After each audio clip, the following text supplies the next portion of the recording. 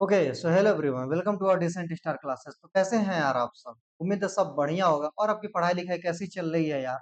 इसको एक बार comment section में बताओ ताकि हमें भी थोड़ा आइडिया लगे और हम भी तुम्हें थोड़ा सा और मोटिवेट कर सकें आगे बढ़ने के लिए, और थोड़ा और हम अपने साइड से गाइड कर सकें ताकि आप और अच्छा परफॉर्म कर पाओ अपने बोर्ड के एग्जामिनेशन में। तो यार जो आज का जो टॉपिक है अपना, ये है अपना मेंस्ट्रुअल साइकिल। और कभी भी ऐसा नहीं हुआ, ना ही तो बोर्ड के हिस्ट्री में, ना ही तो नीट के हिस्ट्री में, कि इस टॉपिक से कभी क्वेश्चन आए ना। चाहे बोर्ड का एग्जाम ले लो, चाहे नीट का एग्जाम ले लो यार, इस टॉपिक से क्वेश्चन आएगा ही आएगा। एक क्वेश्चन या दो क्वेश्चन तो फिक्स है ना? तो आज का टॉपिक यार बहुत ही जबरदस्त है। आज का टॉपिक बहुत ही इंपॉर्टेंट होने वाला है, क्योंकि जब तक तुम फीमेल रिप्रोडक्टिव सिस्टम के अंदर में अगर तुम मेट्रो साइकिल नहीं पढ़े तो तुम पढ़े ही क्या जिंदगी में भाई।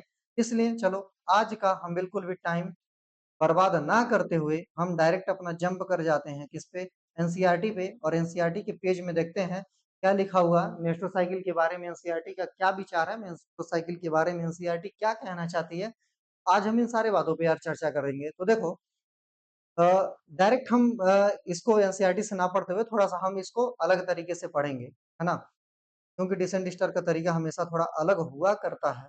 देखो भाई, क्लास 12th एनसीईआरटी के अंदर में, ठीक है, आपको एक ऐसा डायग्राम मिल जाएगा, है ना? इस डायग्राम को अपनी एनसीईआरटी में खोल के रख लो और एकदम इस डायग्राम को यार तुम ध्यान से देखते जाओ, क्योंकि अगर तुमको इस डायग्राम पे अच्छी कमांड होगी ना, तो पूरा मेट्रो साइकिल बहुत ही अच्छे तरीके से तुम्हें समझ में आ जाएगा। पूरा का पूरा यार मेट्रो साइकिल तुम्हारे लिए एकदम हलवा हो जाएगा, ठीक है ना? तो देखो, इस डायग्राम को तुम थोड़ा-सा एकदम ध्यान से एनालाइज़ करो, ठीक है ना? क्या करो? इस डायग्राम को भैया मैं कह रहा हूँ कि तुम थोड़ा एकदम ध्यान से एनालाइज़ करो। चलो मैं हो गया थोड़ा-सा छोटा आपके कहने पे। तो देखो, जब भी हम बात कर रहे होते हैं मेट्रो साइकिल की, किसकी बात कर रहे होते हैं? मेट्रो साइकिल की। बिल्कुल सर। जब यार हम बात कर रहे हैं मेट्रो साइकिल की, तो यहाँ पे कुछ इवेंट हुआ करते हैं और कुछ फेज हुआ करते हैं। क्योंकि देखो, एक साइकिल है और बॉडी के अंदर में यार अगर साइकिल चल रहा है, तो उसका कहीं न कहीं पे एक साइट होगा। क्या होगा? कहीं न कहीं पे साइट होगा। इसी तरीके से फीमेल रिप्रोडक्टिव ट्रैक्ट के अंदर में मेट्रो साइकिल का भी अपना एक साइट हुआ करता है। ठीक? देखो, अब जब भी मेट्रो साइकिल रेगुलेट हो रही है ना, जो भी ये मेट्रो साइकिल बॉडी के अंदर में चल रही होती है, इसके चलाने वाले जो हैं मेनली कम से कम 4 लोग हैं, ठीक है ना? इसको चलाने के लिए 4 लोग एकदम बिज़ी होकर के चला रहे हैं। इसको हम एकदम कहानी से रिलेट करके वो समझेंगे। पहला पहला चीज़, हमारी बॉडी का जो सबसे कंट्रोल सेंटर है, हेडमास्टर है, कौन है? अपना ब्रेन है। ब्रेन को थोड़ा और स्पेसिफिकली बोलें तो जो ग्लैंड है, कौन ग्लैंड है? तो पिट्यूटरी ग्लैंड। कौन सी ग्लैंड है भैया? Pituitary gland. पिट्यूटरी ग्लैंड के भी अंदर में इवेंट हुआ करते हैं। बिल्कुल सही बात है। पहला चीज़ हो गया कि पिट्यूटरी ग्लैंड के भी अंदर में ये सब कुछ हुआ करता है। अच्छा, ये मेट्रो साइकिल को थोड़ा और समझने से पहले थोड़ा-सा हम इसके अंदर में जाते हैं। अंदर में जाने का मतलब, मेट्रो साइकिल हम क्यों चलाते हैं, है ना?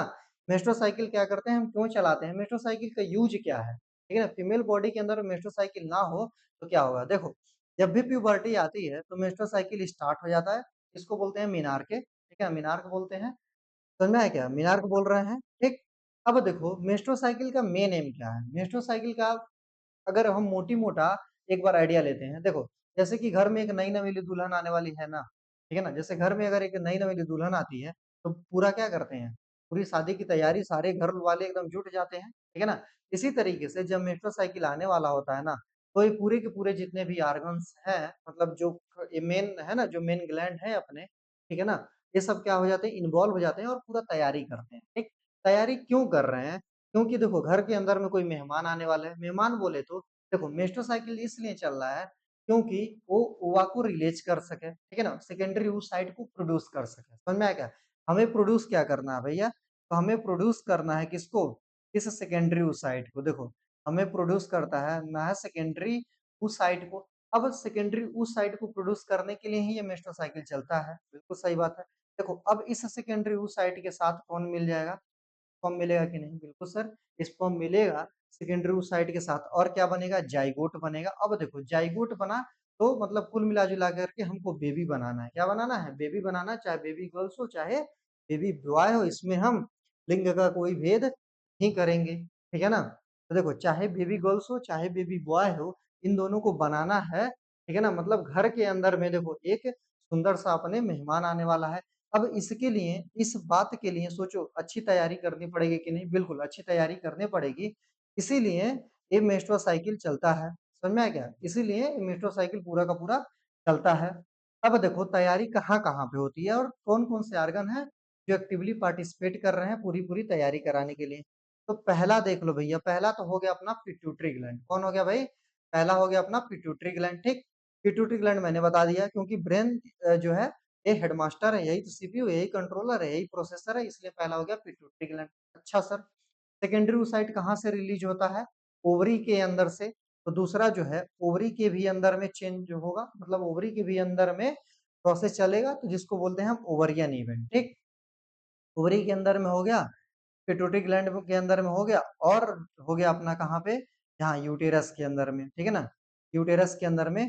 तो ये 3 ऐसे जगह पे हैं, क्या बोले? ये जो 3 ऐसे जगह पे हैं, जहाँ पे खास करके ये जो मेस्ट्रोसाइकिल का पूरा प्रोसेस है यार, ये यहीं पे रेगुलेट होता है, ठीक है ना? 3 ये ऐसे जगह हो गया, समझ में आ गया क्या? तो ये 3 मेन जगह हो गए। अब तीनों जगह पे अपनी-अपनी खास करके अच्छे तरीके से पूरी एकदम दमादम मस्त कैलेंडर बन के पूरी की पूरी तैयारी हो रही होगी, ठीक? तो देखो पहला ध्यान से तुम सोचो, इसको यार सोचोगे तभी तुम्हें समझ में आएगा, ठीक है ना? अगर तुम इसको सोच के नहीं पढ़ रहे हो ना, बस रटते जा रहे हो तो बहुत आसान है, ठीक है ना? तुम्हें समझ में भी नहीं आएगा। एग्ज़ाम में थोड़ा बहुत क्वेश्चन लगा लोगे, फिर तुम्हें एकदम अगर थोड़ा एनालिटिकल क्वेश्चन आया ना, तुम्हें कभी भी लगा नहीं पाओगे, मैं पहले ही बता देता हूँ। ठीक है ना? इसीलिए थोड़ा इसको कायदे से सोच समझ के सब पढ़ो, ठीक? तो देखो पिट्यूटरी ग्लैंड क्या है? पिट्यूटरी ग्लैंड जो है ये क्या होता है? मास्टर्स ग्लैंड है। हाँ सर मास्टर ग्लैंड है। अब यहाँ से देखो अब पिट्यूटरी ग्लैंड के अंदर से हार्मोन्स निकलेगा, बिल्कुल सही बात है। तो 2 हार्मोन्स निकलता है। अगर तुम पिछला मेरा लेक्चर देखे हो, मैंने पहले ही बता चुका है तुमको एक एफएसएच निकलेगा। एफएसएच बोले तो फॉलिकल स्टिमुलेटिंग हार्मोन्स, ठीक? दूसरा एलएच निकलता है, ठीक है ना? ये 2 मेन हार्मोन्स होते हैं ना, जो बॉडी के अंदर में निकलेंगे, ठीक है ना? जैसे ही प्यूबर्टी आती है, तो इनका कंसंट्रेशन बॉडी के अंदर में बढ़ जाता है। सही बात है सर, एफएसएच और एलएच ये 2 मेन हमने मेल के भी अंदर पढ़ा था, फीमेल के भी अंदर पढ़ा है। हाँ, देखो कुल मिला-जुला करके अगर हम तुमको एक थोड़ा-सा और अप्रोच बताएँ तो मेस्ट्रो साइकिल के अंदर में क्या बनाना है? यही सेकेंडरी oocyte बना, समझ में आया क्या? मेस्ट्रो साइकिल के अंदर में सेकेंडरी oocyte मतलब कुल मिला-जुला करके बोलेंगे, यहाँ पे से भैया हमको एक मैच्योर फॉलिकल बनाना है, ठीक? अब मैच्योर फॉलिकल को बनाने के लिए फॉलिकल वाली हार्मोन चाहिए कि नहीं चाहिए? हाँ सर चाहिए, इसलिए यहाँ से एफएसएच निकलेगा, ठीक है ना? कहाँ से एफएसएच निकलेगा? तो पिट्यूटरी ग्लैंड के अंदर से भाई अपना एफएसएच निकल गया। अब देखो जैसे कि एक मैच्योर फॉलिकल बन गई, अब जस इस मैच्योर फॉलिकल के अंदर में ही क्या होता है? सेकेंडरी oocyte होता है, ओवम होता है, ठीक है ना? अब देखो यही तो सबसे मेन इम्पोर्टेंट पार्ट है, ठीक है ना? जैसे पूरा का पूरा मलाई कौन है? यही है, ठीक है ना? यही सबसे क्या है? ये जो सेकेंडरी oocyte है, ये सबसे मेन पार्ट है। स्पर्म आएगा तो फ्यूज किसके साथ होगा? इसी सेकेंडरी oocyte के साथ आकर के जो स्पर्म है, इसी के साथ फ्यूज होगा, ठीक है ना? अब इसको एक प्रोटेक्शन देना पड़ेगा कि नहीं देना पड़ेगा? बिल्कुल सर, अगर ये इस एग का न्यूक्लियस है, अरे ये न्यूक्लियस ही तो है, अगर इस एग का न्यूक्लियस है, तो इसको पूरा प्रोटेक्शन देना पड़ेगा, इसको एकदम बीच में रखना पड़ेगा। हाँ, तो इसको हमने देखो बीच में रख दिया, ठीक? लेकिन जब स्पर्म आएगा तो इसको फूटना पड़ेगा कि नहीं? At the time of fertilisation क्या करना पड़ेगा? फूटना पड़ेगा, बर्स्ट करना पड़ेगा, ठीक है ना? मतलब ये पूरी की पूरी दीवार टूट जाए, ठीक है ना? और स्पर्म अंदर आ जाए, ठीक है ना? तो ये जो प्रोसेस है मतलब ये सेकेंडरी oocyte यहाँ से रिलीज होना चाहिए, ठीक है ना? सेकेंडरी oocyte क्या होना चाहिए? रिलीज होना चाहिए। अब देखो सेकेंडरी oocyte रिलीज कब होगा? जब ये दीवार फट जाए, ठीक? तो इस सेकेंडरी oocyte को देखो ये जो बार-बार है तो देखो यहाँ पे रिलीज हो रहा है। तो इस दीवार को फाड़ने के लिए जो हार्मोन्स है, मेन हार्मोन्स है, उसको बोलते हैं अपना एलएच। एलएच बोले तो ल्यूटिनाइजिंग हार्मोन्स, समझ में आया क्या? एलएच बोले तो ल्यूटिनाइजिंग हार्मोन्स तो इस दीवार को क्या करता है? फाड़ देगा, ठीक? अब देखो, अब हम बोल रहे हैं बार-बार सेकेंडरी oocyte, ठीक? तो सेकेंडरी oocyte बनेगी कहाँ पे? तुम बताओ, सेकेंडरी oocyte बनती कहाँ है? एग कहाँ पे बनती है? किस ऑर्गन के अंदर में बन रही है? तो ये बनती है हमारा ओवरी के अंदर में। बिल्कुल सही बात है सर, ओवरी के अंदर में अगर बन रही है, ओवरी के अंदर में प्रोसेस चल रहा है कि नहीं चल रहा है? बिल्कुल। तो देखो पहला तो हो गया पिट्यूटरी के अंदर में प्रोसेस चल रहा है, दूसरा ओवरी के अंदर में प्रोसेस चल रहा है। हाँ जी, ओवरी के अंदर में प्रोसेस चल रहा है। अब देखो जब स्पर्म ओवम फ्यूज हो जाएगा, जब बेबी बेबी बनेगा ना, जाइगोट बना, जाइगोट से बेबी बनेगा, ठीक। अब इस जो बेबी है इसका जो पालन पोषण है कहाँ पे होगा? तो मदर के यूटेरस के अंदर में। अरे यही तो साइट है जहाँ पे इम्प्लांटेशन होगा, बेबी का इम्प्लांटेशन होगा। और 9 मंथ का जो गेस्टेशन पीरियड होगा ये कहाँ पे पूरा होगा? इस यूटेरस में। तो बताओ अगर इतना खास मेहमान आ रहा है घर पे तो उसके लिए हम तैयारी करेंगे कि नहीं करेंगे? बिल्कुल भैया तैयारी करेंगे। तो यूटेरस की तैयारी करनी पड़ेगी कि नहीं करनी पड़ेगी? बताओ। यूटेरस की बिल्कुल तैयारी करनी पड़ेगी। यूटेरस की तैयारी क्या करनी पड़ेगी? देखो, इसी यूटेरस के अंदर, जैसे यूटेरस है, इसी यूटेरस के अंदर में बेबी को क्या करना पड़ेगा? रहना है 9 मंथ तक। क्या इस जो यूटेरस की जो दीवार है, इसी के अंदर में इम्प्लांटेशन होता है क्या? हाँ, ये जो यूटेरस की दीवार है, इसी के अंदर में क्या होता है भैया? इम्प्लांटेशन होगा। देखो नीचे मैं तुमको एक डायग्राम दिखा देता हूँ, यहाँ पे है। इसी यूटेरस के अंदर में ही तो इम्प्लांटेशन हो, ठीक? अगर देखो भाई इसी यूटेरस के अंदर में इम्प्लांटेशन होगा, तो जो यूटेरस की दीवार है, देखो ये मैंने तुमको ओवम का डायग्राम दिखा दिया, ठीक है ना? ये तुम मैंने एक एक आकार दीवार दीवार वगैरह सब दिखा दिया, ठीक? तो देखो भाई अगर इसी के अंदर में इम्प्लांटेशन होना है, यूटेरस की दीवार को हम क्या करें? इसको मोटा कर दें कि और पतला कर दें? बताओ? तो इस यूटेरस की दीवार को हमें करना पड़ेगा थोड़ा मोटा-मोटा, ठीक है ना? इस यूटेरस की दीवार को हमें करना पड़ेगा क्या? एकदम मोटू करना पड़ेगा, ठीक? अब एकदम मोटू करना पड़ेगा, तो उसके लिए तैयारी करना पड़ेगा कि नहीं? तो देखो जैसे कि यहाँ पे एक डेवलपिंग देखो यहाँ पे कैसे एम्ब्रायो का डेवलपमेंट हो रहा है। अब देखो यहाँ पे एम्ब्रायो का डेवलपमेंट हो रहा है, तो जो दीवार है इसको मोटा किया गया है कि नहीं? ये दीवार बिल्कुल मोटा होना चाहिए, तभी जाकर के इम्प्लांटेशन 9 मंथ तक अच्छे तरीके से सस्टेन करेगा। तो वही तो मैं बोल रहा हूँ भाई, वही मैं बोल रहा हूँ ना, वही ना कि अगर तुमको इसको सस्टेन कराना है, ठीक है ना? तो दीवार को कर दो मोटा। अब तुमको दीवार को देखो मोटा हो गया, तो इम्प्लांटेशन पूरे अच्छे तरीके से चलेगा। तो इसका मतलब ये होगा कि यूटेरस के भी अंदर में तैयारी चल रही है, बिल्कुल तैयारी चल रही है। बिना यूटेरस के अंदर में तैयारी चले कैसे काम होगा? तो अभी तक हमने क्या देखा? अभी तक हमने देखा कि जो तैयारी है, एक तो पिट्यूटरी पे चल रही है, ठीक है ना? एक जो तैयारी अपने पिट्यूटरी में चल रही है और उसके बाद जो दूसरी तैयारी है, कहाँ पे चल रही है? ओवरी के अंदर में चल रही है। तीसरी जो तैयारी है, ठीक है ना? वो कहाँ पे चल रहा है? यूटेरस के अंदर में। तो देखो, जब मेंस्ट्रुअल ब्लीडिंग आता है, यहाँ पे थोड़ा अभी ध्यान से समझो, जब मेंस्ट्रुअल ब्लीडिंग आता है, तो दीवार क्या हो जाएगी यूटेरस की? दीवार तो पतली हो जाएगी जब एमसी आएगा तो, ठीक है ना? तो दीवार हो गई पतली, ठीक? पर धीरे-धीरे देखो, दीवार बढ़ानी पड़ेगी कि नहीं? देखो ये दीवार है, तो देखो दीवार धीरे-धीरे कितनी मोटी हो गई? मोटी हो गई कि नहीं भाई देखो, ये दीवार जो है पूरी की पूरी समय के साथ कितना मोटा हो गया देखो इस दीवार को, ठीक है ना? तो ये दीवार हो गया मोटा। तो अगर तुम कुल मिला-जुला के देखोगे, तो ये जो मेट्रो साइकिल की साइकिल है, 3 जगह पे चल रही है। तो समझ में आ गया पिट्यूटरी, यूटेरस, ओवरी और यूटेरस। पिट्यूटरी, ओवरी और यूटेरस ये 3 मेन साइट हैं, जहाँ पे मेट्रो साइकिल चल रहा है। ठीक? थोड़ा-थोड़ा मैंने तुमको आइडिया दे दिया है। अब इससे थोड़ा और हम आगे बढ़ते हैं, ठीक है ना? इससे क्या करते हैं? हम और आगे बढ़ते हैं, ठीक? चलो, देखो, अब हम यहाँ पे थोड़ा फर्जी बात नहीं करेंगे। देखो, जब भी मेट्रो साइकिल की बात करते हैं, तो यहाँ पे 2 फेज़ होते हैं, ठीक है ना? ऑनसेट ऑफ मेट्रो साइकिल को क्या बोलते हैं क्या? मीनार्क, ठीक है ना? ऑनसेट ऑफ मेट्रो साइकिल को क्या बोलते हैं? मीनार्क। और मीनार्क कब आता है? जब प्यूबर्टी आती है, तभी क्या होता है भाई? मीनार्क भी आता है, ठीक? दूसरा जो है stoppage, stoppage of metro cycle at the age of 50 50 साल पे जो होता है मेनोपॉज़ आ जाता है। 50 इयर्स पे फीमेल के अंदर में मेनोपॉज़ आ जाता है। पर मेल के केस में बताओ कभी ऐसा होता है क्या कि स्पर्म पॉज़ हो जाए? नहीं, स्पर्म हमेशा पूरी ज़िंदगी बनती है मेल के कंडीशन में। पर फीमेल की बॉडी के अंदर में एक चीज़ घाटा क्या है? घाटा बस यही है कि जो ओवम है, वो एक टाइम पे आकर के लिमिटेड हो जाएगी, ठीक है ना? अब देखो, अब इसी को हम थोड़ा-सा अब और अच्छे तरीके से समझते हैं, कैसे समझते हैं? तो ध्यान से देखो, एकदम ध्यान से देखो, सही रहेगा। अब हम इसको एकदम ब्रीफ में यहाँ से देखते हैं। हमें बोरिंग लग रहा है क्या भाई? बोरिंग देखो मत लगे, ठीक? चलो साहब,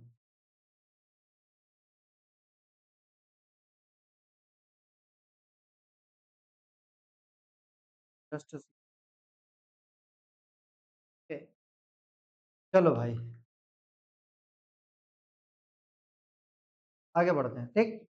देखो, हुआ क्या अ, ओवरी के अंदर में, ठीक है ना? फॉलिकल का मैच्योरेशन टाइम के साथ होता रहता है। क्या होता है? ओवरी के अंदर में फॉलिकल का मैच्योरेशन टाइम के साथ होता रहता है, मतलब फॉलिकल का डेवलपमेंट टाइम के साथ होता रहता है, ठीक? अभी क्या है? अभी क्या है, पिट्यूटरी ग्लैंड का एक बार कंडीशन देखो। पिट्यूटरी ग्लैंड पे जब देखो अभी क्या है, ओवरी के अंदर में फॉलिकल जर्मिनेट कर रहे हैं। अभी मैंने तुमको जेनेसिस में पूरा समझाया कि फॉलिकल कैसे जर्मिनेट करते हैं। तो देखो यहाँ पे जो भी ग्रेनुलोसा सेल्स है, इसकी पूरी की पूरी यहाँ पे दीवार बनती जा रही है, और ये देखो यहाँ पे एक पूरा का पूरा मेच्योर फॉलिकल बन के अपना रेडी हो गया है कि नहीं भाई? देखो रेडी हो गया है ना कि नहीं? तो देखो ओवरी के अंदर में ये प्रोसेस जो है, फॉलिकल बनाने की प्रोसेस हमेशा चलती रहेगी। तो यहाँ पे देखो अभी शुरू में यहाँ पे एफएसएच का लेवल बड़ा होगा कि नहीं होगा? होगा, क्योंकि हमें क्या बनाना है, फॉलिकल बनाना है। और फॉलिकल बनाने वाले जो हार्मोन उसको क्या बोलते हैं, एफएसएच, फॉलिकल स्टिमुलेटिंग हार्मोन। तो देखो एफएसएच है, तो यहाँ पे follicle developing follicle, mature follicle, यहाँ पे देखो फॉलिकल बन रही है। बिल्कुल सही बात है। तो रेड कलर से यहाँ पे जो तुमको डायग्राम में दिख रहा है, ये क्या है, एफएसएच का तुमको लेवल। अभी देखो शुरुआत में एफएसएच का लेवल जाते हैं, फिर एफएसएच का लेवल हो रहा है कम, ठीक है ना? ऐसा क्यों हो रहा है? क्योंकि शुरू में फॉलिकल बन रहा है, और जैसे-जैसे फॉलिकल बनने लगता है ना, तो ग्रेनुलोसा सेल्स भी कुछ-कुछ काम करने लगती है।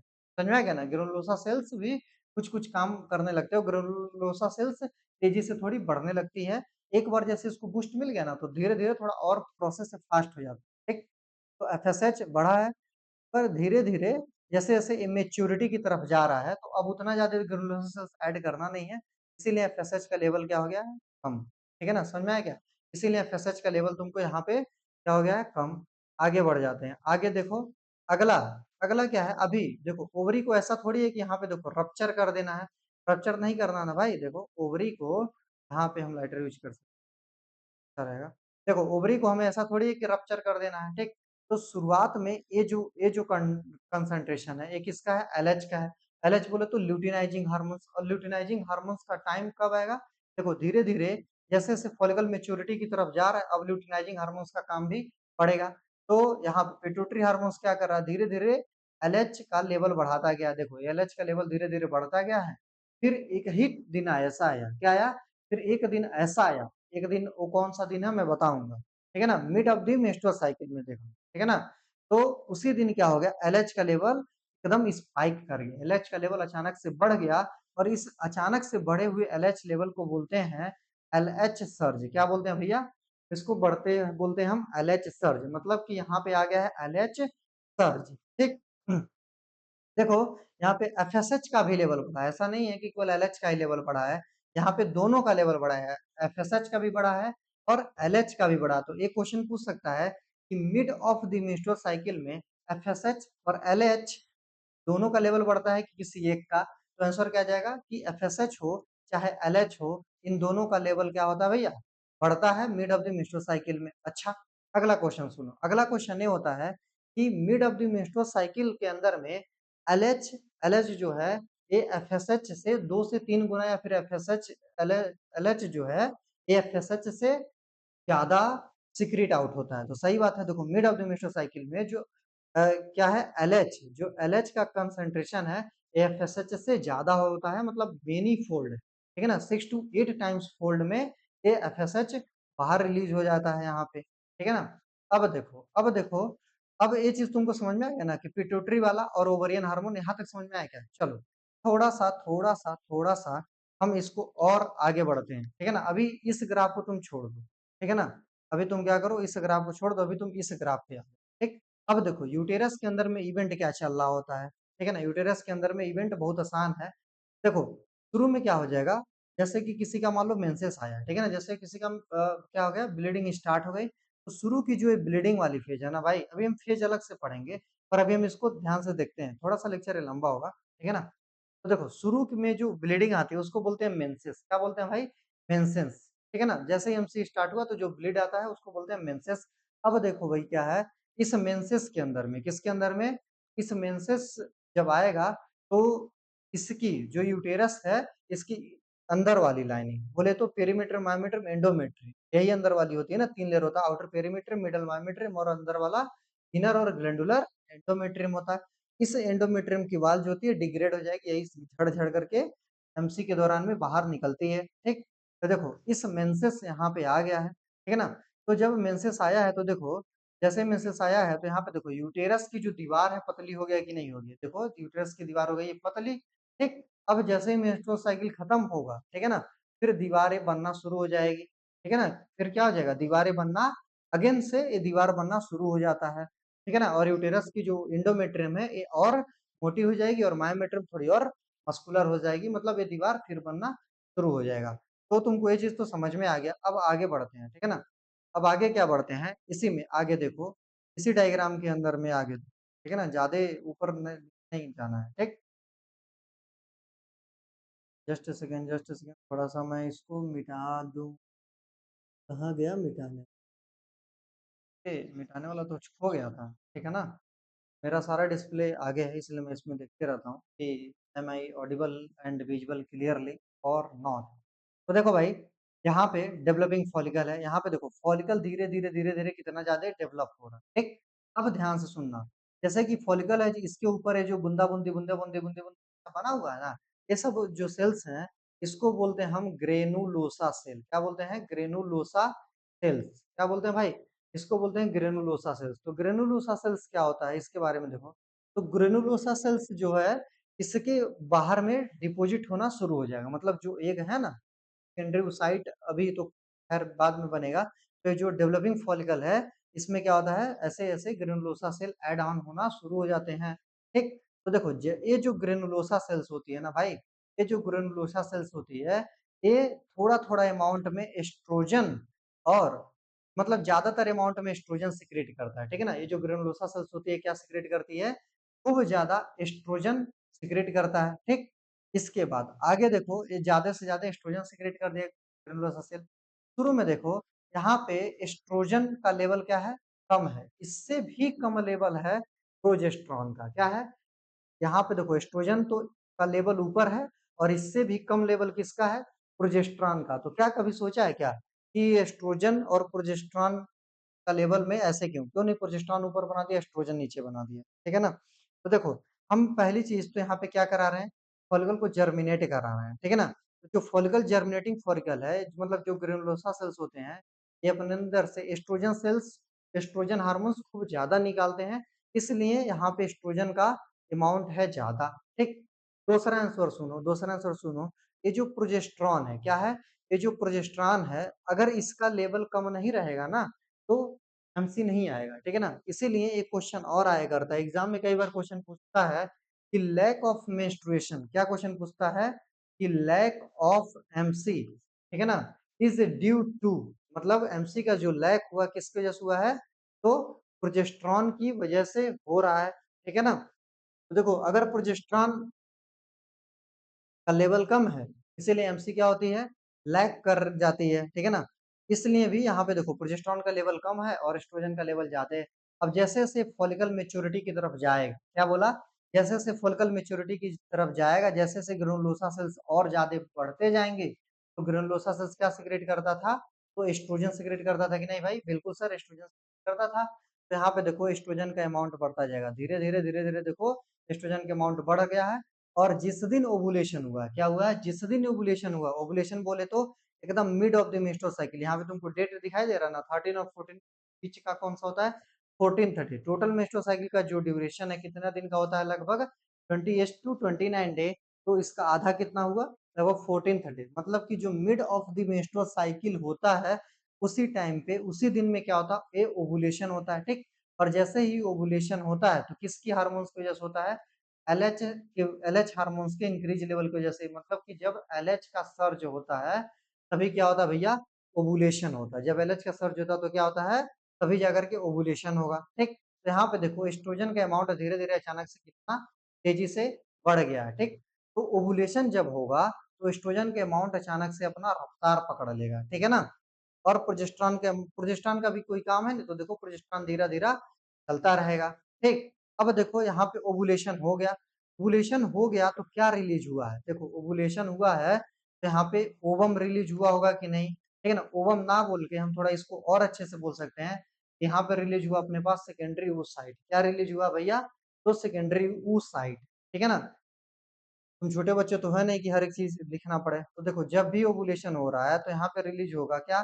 सेकेंडरी oocyte, ठीक? तो देखो अब ये जो सेकेंडरी oocyte है इसका फ्यूचर क्या है, ठीक है ना?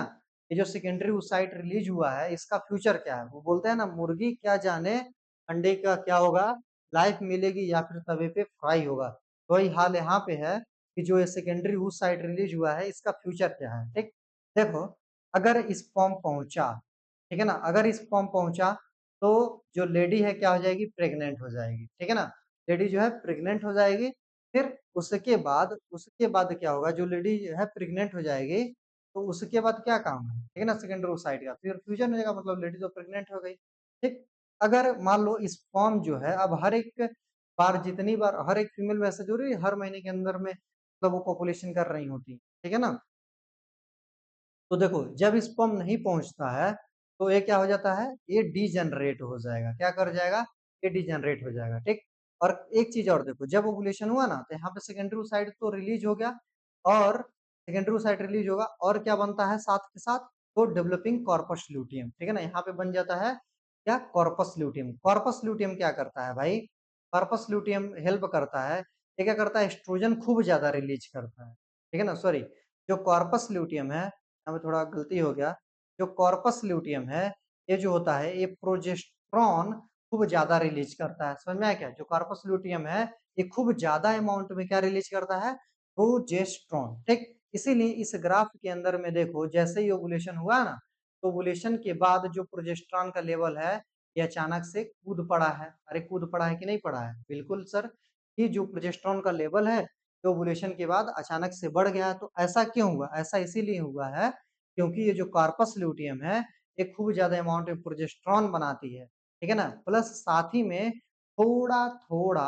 एस्ट्रोजन भी बनाती है, क्या बनाती है, जो कॉर्पस ल्यूटियम है ये खूब ज्यादा अमाउंट में प्रोजेस्टेरॉन बनाती है, पर इसके साथ ही साथ थोड़े थोड़े अमाउंट में क्या बनाती है, एस्ट्रोजन भी बनाती है, कौन, एक कार्पस ल्यूटियम, बिल्कुल। इसीलिए तुम इस ग्राफ के अंदर में देखो, इसीलिए क्या करो, इस ग्राफ के अंदर में देखो, क्या देखो, तो एस्ट्रोजन तो एक बार यहाँ पे उठा ही है ना, एस्ट्रोजन एक बार बढ़ा है, पर एस्ट्रोजन धीरे धीरे धीरा हो गया, ठीक है ना। पर ये जो फॉलिकल है धीरे धीरे एस्ट्रोजन सीक्रेट कर रहा था ना, तो देखो अभी यहाँ से धीरे धीरे एस्ट्रोजन का लेवल बढ़ता गया है, फिर यहाँ पे एक पीक और अटेन कर लिया, है ना, एक पीक और अटेन कर लिया।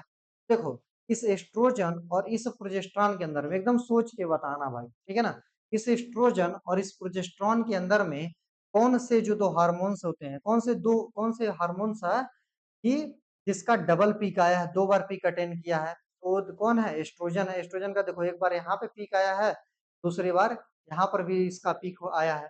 तो एस्ट्रोजन एक ऐसा हार्मोन्स है जो डबल पीक अटेन करता है मेंस्ट्रुअल साइकिल के दौरान में, ये कई बार क्वेश्चन पूछा जा चुका है, बहुत इंपॉर्टेंट क्वेश्चन है, तो इसको रट लो तुम, ठीक। तो देखो भाई यहाँ पे कार्पस ल्यूटियम आ गया, ठीक। अगर स्पर्म नहीं आया तो यही कार्पस ल्यूटियम आगे बहुत सारी स्ट्रक्चर बनाती है, corpus albicans, corpus hemorrhagicum, corpus albicans, तो ऐसे स्ट्रक्चर बना बना करके ये क्या कर जाएगा, डीजनरेट कर जाएगा अगर स्पर्म नहीं मिला। अगर स्पर्म मिल गया, ठीक है ना, तो प्रेगनेंसी हो गया, फिर प्रेगनेंसी बोले तो इम्प्लांटेशन हो गया ना, इम्प्लांटेशन हो गया। कुल मिला जुला करके मेस्ट्रुअल साइकिल बस इतना ही था, समझ में आया क्या, कुल मिला जुला करके मेस्ट्रुअल साइकिल बस इतना ही था, ठीक है ना। अब इसमें कुछ फेजेज आते हैं, अरे सर तब तो खत्म हो गया ना भैया, खत्म कैसे हो गया।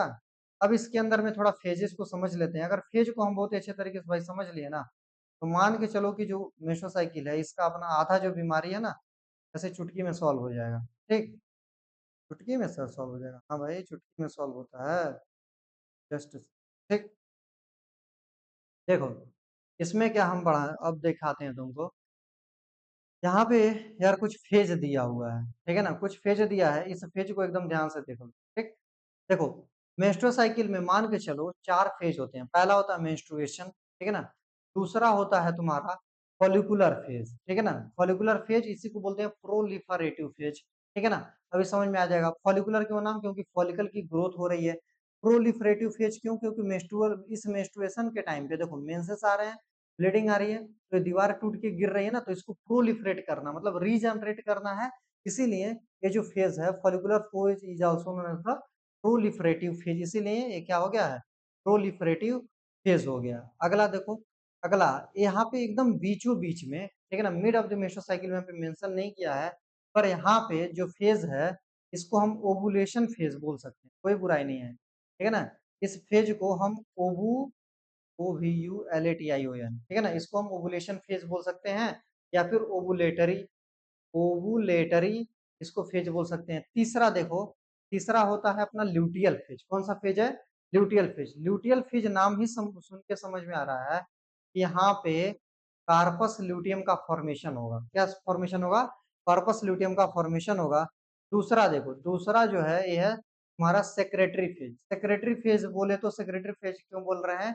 क्योंकि यहाँ पे एस्ट्रोजन प्लस प्रोजेस्ट्रॉन ज्यादा अमाउंट में रिलीज हो रहा है, पर प्रोजेस्ट्रॉन खूब ज्यादा, एस्ट्रोजन थोड़ा सा कम रिलीज होता है, ठीक है ना। इसीलिए हम इसको ल्यूटियल फेज या फिर ओवुलेटरी फेज बोलते हैं। तो देखो यहाँ पे यहाँ से यहाँ तक में कुल मिला के 4 फेज हैं मेस्टोसाइकिल साइकिल के अंदर में। कितने फेज है भैया? यहाँ पे पूरे के पूरे 4 फेज है। पहला फेज का जो नाम है वो होता है तुम्हारा मेंस्ट्रुएशन फेज। दूसरा जो फेज का नाम होता है फॉलिकुलर फेज। तीसरा फेज का नाम होता है ओवुलेटरी फेज। चौथा फेज का नाम होता है कौन सा? ल्यूटियल फेज या फिर सेक्रेटरी फेज। और फॉलिकुलर को प्रोलिफरेटिव फेज भी बोला करते हैं। इतनी बातें याद है तुमको क्या? अगर इतनी बात याद है तो तुमको पूरा का पूरा मेट्रो साइकिल समझ में आ गया। एक बार ताली बजा दो अपने साइड से, ठीक है ना, कि सर हमें पूरा का पूरा मेट्रो साइकिल समझाने के लिए बहुत बहुत आपका धन्यवाद और आभार। तो देखो, अगर तुमको ये पूरा का पूरा चार्ट समझ में आ गया ना, तो जैसा मैंने तुमको पूरा का पूरा कहानी बताया भाई ना, ये सब कुछ यहीं नीचे लिखा हुआ है, ठीक है ना। सब कुछ देखो, सब कुछ लिखा हुआ है। और मेस्टोस हाइजीन ये पढ़ाने वाली टॉपिक नहीं है, ये सब कोई अंडरस्टूड है, ठीक है ना भाई। तो उम्मीद है ये पूरा का पूरा तुम्हें मेट्रो साइकिल बहुत ही अच्छे तरीके से समझ में आया होगा। और ये पूरे हार्मोन्स वगैरह भी तुमको एलएच एफएसएच सब धीरे धीरे समझ में आया होगा, ठीक है ना। एक एक चीज और यहाँ पे थोड़ा सा मिसिंग है, चलो इसको भी देख लेते हैं। जैसे कि देखो भाई, एलएच है ना, एलएच अचानक से बढ़ गया, अब इस एलएच का कोई काम नहीं है, फिर धीरे धीरे घटता घटता यहाँ पे देखो ये नीचे आ जाएगा, ठीक।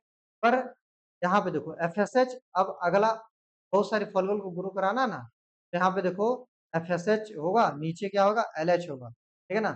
जैसा यहाँ पे था ऊपर में एफएसएच नीचे में एलएच।